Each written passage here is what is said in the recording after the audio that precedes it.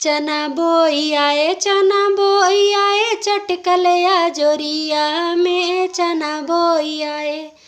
हो चना बोई आए चटकलया जोरिया में चना बोई आए। समधी के थाली में पूड़ी धरी और तरकारी धरी, उनके बहिनी के असली खटाई धरी।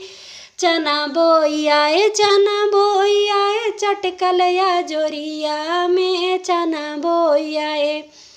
हो चना बोई आए चटकलया जोरिया में चना बोई आए। दुल्हे के बहिनी दुल्हे के थाली में पूड़ी धरी तरकारी धरी, उनके बहिनी के असली खटाई धरी। चना बोई आए चटकलया जोरिया में चना बोई आए।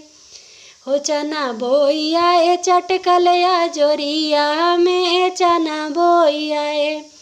अगुआ के थाली में पूड़ी धरी तरकारी धरी, उनके बहिनी के असली खटाई धरी। चना बोई